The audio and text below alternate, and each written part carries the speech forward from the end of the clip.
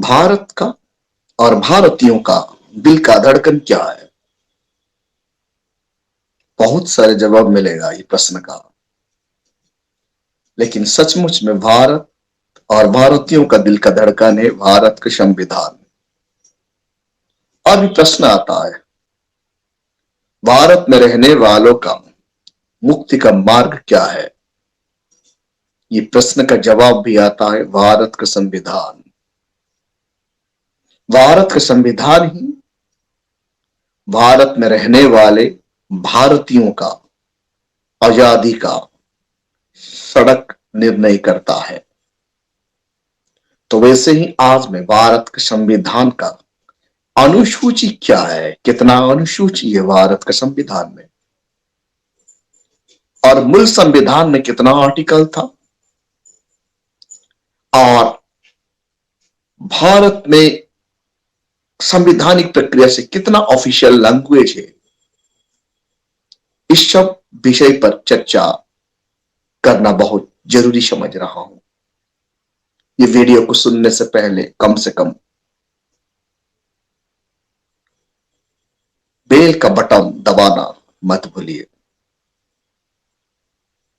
संविधान पढ़ा था डॉक्टर बाबा साहेब अम्बेडकर जब संविधान देश को सौंपते हैं, और उस वक्त बताते हैं भारत का संविधान का आत्मा है आर्टिकल 32। तो संविधान में दो डेट सबसे बड़ा इंपॉर्टेंट होता है। First date is 26 day of November 1949, क्योंकि उसी दिन भारत का संविधान को एडॉप्ट किया गया था। सेकंड डेट है 26 जनवरी 1950, उसी दिन भारत का संविधान को इंप्लीमेंट किया गया था। जब हम देखते हैं आज का तारीख में भारत का संविधान में कुल 448 आर्टिकल है, 25 पार्ट है और 12 शेड्यूल्ड है। ये भारत का ताज है, भारत का संविधान भारत का ताज है। इनको संभाल कर रखना हर कोई भारतीयों का ड्यूटी है और रिस्पॉन्सिबिलिटी भी है। जब मूल संविधान के बारे में सोचते हैं, मूल संविधान में 395 आर्टिकल था और 22 पार्ट था और 8 शेड्यूल्ड था। ये ओरिजिनल संविधान में देखने के लिए मिलता है। और भारत का संविधान 22 ऑफिशियल लैंग्वेज को इजाजत देता है। हम जानते हैं भारत में बहुभाषाभाषी लोग हैं, लेकिन हमारा संविधान सिर्फ 22 लैंग्वेज को ही ऑफिशियल रिकॉग्नाइजेशन दे देता है। आइए जानते हैं बाबा साहेब अम्बेडकर कैसे 12 शेड्यूल बनाते हैं भारतवर्ष में। मूल संविधान तो 8 शेड्यूल्ड है। शेड्यूल्ड 1 क्या कहता है? Scheduled 1 state and union territory के बारे में बताता है, जो कि हमारा देश में डिफरेंट स्टेट का नाम आता है, भारत का डिफरेंट यूनियन टेरिटरी का नाम आता है। फेडरल स्ट्रक्चर में जब हम देखते हैं, स्टेट को शासन करने के लिए अलग ताकत है, सेंटर को शासन करने के लिए अलग ताकत है। यूनियन टेरिटरी में केंद्र सरकार का क्षमता होता है। इसके हिसाब से शेड्यूल्ड 1 के तहत हमारा स्टेट का बाउंड्री, नेम, ये सब आ जाता है। शेड्यूल 2 क्या कहता है? संविधान पढ़ा था डॉक्टर बाबा साहेब अम्बेडकर। शेड्यूल 2 लिखते वक्त शेड्यूल 2 में ये लिखते हैं, salary of the staff salary and remuneration, जो आर्टिकल 12 में जो एजेंसी तैयार किया गया है, खास करके एग्जीक्यूटिव, लेजिस्लेटिव और जुडिशियरी, उनमें इन लोगों देश सेवा के लिए सेवक नियोजित किया जाता है। ये सेवक को देश का लोग सैलरी दिलाते हैं, जो कि हमारा टैक्स से एग्जीक्यूटिव में बैठे हुए लोगों को सैलरी मिलता है, जुडिशियरी में बैठे हुए लोगों को सैलरी मिलता है, और लेजिस्लेचर में बैठे हुए लोगों को भी लोग ही सैलरी देते हैं। इसलिए ये तीन ऑर्गेनाइजेशन लोगों का सेवक है, प्रभु नहीं, जो शेड्यूल 2 में देखने के लिए मिलता है। बाबा साहब अम्बेडकर शेड्यूल 3 में क्या लिखते हैं? ओथ एंड एफर्मेशन यहां लिखा गया है शेड्यूल 3 में। आई मीन एग्जीक्यूटिव, जब एग्जीक्यूटिव में कोई बैठता है अधिकारी, वो विधि संगत ओथ लेता है, यानी भारत का संविधान को लेकर वो शपथ लेता है।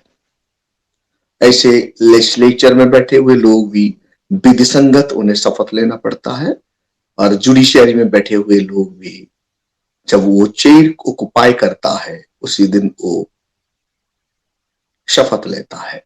आप लोग जाने होंगे, भारत का प्रेसिडेंट जब जस्टिस को नियोजित करते हैं तो जस्टिस विधि संगत शपथ लेते हैं। वैसे एक शेड्यूल 3 में हमें देखने के लिए मिलता है बाबा साहेब का द्वारा लिखा गया ये कानून। शेड्यूल 4 क्या कहता है? साथियों, schedule 4 elected member of the Rajya Sabha in different state and union territory of the India। हमारा देश में जो दो सदन होता है, एक उच्च सदन और एक नीच सदन, जैसे लोकसभा और राज्यसभा। राज्यसभा एक परमानेंट हाउस होता है, तो कौन सा स्टेट का मेंबर कितना रहेगा, ये शेड्यूल 4 स्थिर करता है भारत का संविधान का। उड़ीसा से कितना सदस्य जाएंगे राज्यसभा को, पंजाब से कितना जाएंगे, हरियाणा से कितना जाएंगे, उत्तर प्रदेश से कितना जाएंगे, दिल्ली से कितने जाएंगे, स्टेट और यूनियन टेरिटरी से कितने सदस्य राज्यसभा में हम भेजेंगे, ये हमारा विधि, हमारा कॉन्स्टिट्यूशन का शेड्यूल 4 में क्लियरली लिखा गया है। यानी डॉक्टर बाबा साहेब अम्बेडकर को ये श्रेय जाता है। आज शेड्यूल 4 की बदौलत आज राज्यसभा का सदस्यता निर्णय किया जाता है। शेड्यूल 5 क्या लिखते हैं doctor Baba Saheb Ambedkar? Scheduled area and scheduled tribe के बारे में यहां बताया जाता है। मतलब शेड्यूल्ड 5 एरिया में ट्राइबल को ज्यादा ताकत दिया जाता है, उनको सुरक्षा के लिए, उनको प्रोटेक्शन के लिए, उनका जमीन का प्रोटेक्शन के लिए, उनका एडमिनिस्ट्रेटिव प्रोटेक्शन के लिए, उनका हर कोई फंडामेंटल राइट को सुरक्षा दिलाने के लिए शेड्यूल 5 भारत का संविधान में देखने के लिए मिलता है। वैसे ही शेड्यूल 6 आपको जो नॉर्थ ईस्ट स्टेट के बारे में बताता है, शेड्यूल 6 एरिया जो आसाम, मेघालय, मणिपुर, मिजोरम, ये सब स्टेट को ये प्रोटेक्शन देता है। शेड्यूल 7 में फेडरल स्ट्रक्चर के बारे में लिखा गया है, यानी वहां 3 लिस्ट देखने के लिए मिलता है। फेडरल स्ट्रक्चर, हमारा देश शेड्यूल 5 के तहत फेडरल स्ट्रक्चर बनाया गया है। फेडरल स्ट्रक्चर में 2 गवर्नमेंट होता है, एक स्टेट गवर्नमेंट होता है और एक सेंट्रल गवर्नमेंट होता है।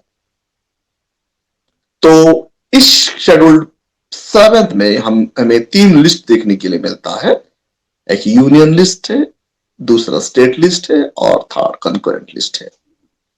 यूनियन लिस्ट का अंदर केंद्र सरकार कानून बनाता है और स्टेट लिस्ट का अंदर राज्य सरकार कानून बनाता है, और कंकरेंट लिस्ट में दोनों गवर्नमेंट का ताकत होता है।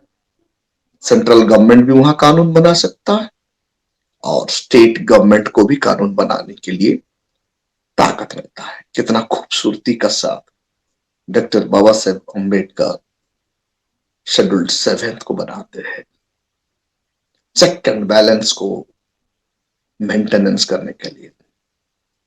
वैसे ही शेड्यूल्ड एथ में ये भाषा के बारे में, ऑफिशियल लैंग्वेज के बारे में लिखा गया है। आज 22 ऑफिशियल लैंग्वेज के बारे में यहां एक्सप्लेनेशन किया गया है। उसके तहत ऑफिशियल लैंग्वेज भारत का निर्णय किया गया है शेड्यूल्ड एथ के तहत। तो 1951 में कुछ अमेंडमेंट किया गया है। बाबा साहेब उस वक्त जिंदा थे और लोकसभा राज्यसभा का में पेश किया गया है कानून और 9th शेड्यूल बनाया गया है। इसको लैंड रिफॉर्मेशन लाया गया है, जमींदारी प्रथा को फिनिश करके गरीबों का हाथ में जमीन दिलाने के लिए। और ये जो 9th शेड्यूल में जो कानून बनता है वो कानून को ना हाई कोर्ट टच कर पाएगा ना सुप्रीम कोर्ट। जुडिशियरी को कोई क्षमता ही नहीं होता 9th शेड्यूल में बनाया गया कानून का ऊपर कोई भी रिव्यू करने के लिए। बिल्कुल कोई रिव्यू भी कर नहीं सकता या कोई भी जजमेंट दे नहीं सकता हाई कोर्ट या सुप्रीम कोर्ट। जैसे रेगुलेशंस एक्ट होता है, शेड्यूल ट्राइब या शेड्यूल कास्ट का जमीन को कोई भी उच्च वर्ग का लोग ले नहीं सकते। आई मीन जनरल कैटेगरी का लोग, सामान्य लोग खरीद कर ले नहीं सकते। ले भी गया उसको जब कोर्ट में जाएगा ये केस, कोई भी न्यायालय उनको उनका खिलाफ या एगेंस्ट कोई जजमेंट दे नहीं सकता, क्योंकि ये रेगुलेशन एक्ट है। ये एसडीएम का द्वारा होता है। सब डिविजनल मजिस्ट्रेट होते हैं, एग्जीक्यूटिव मजिस्ट्रेट। एग्जीक्यूटिव मजिस्ट्रेट जब वो कानून को शेड्यूल ट्राइब या शेड्यूल कास्ट का जमीन को कोई हड़प के ले जाता है तो वो डायरेक्ट एग्जीक्यूटिव का दायरे में आता है, जुडिशियरी का नहीं। क्योंकि जुडिशियरी का इंटरफेरेंस 9th शेड्यूल में नहीं है, वो दखल अंदाजा कर नहीं सकता। 10th शेड्यूल क्या कहता है? डिफेक्शन लॉ, जो एंटी डिफेक्शन लॉ बनाया जाता है 10th शेड्यूल के तहत डिफेक्शन लॉ बनाने के लिए यहाँ तैयार किया गया है। 11th शेड्यूल पंचायत राज के बारे में बताता है और 12th शेड्यूल म्युनिसिपैलिटी लॉ के बारे में बताता है। जो लोकल सेल्फ गवर्नमेंट होता है और 11th में पंचायत, आई मीन गांव में जो पंच चुना जाता है वो 11th शेड्यूल के तहत मिलता है।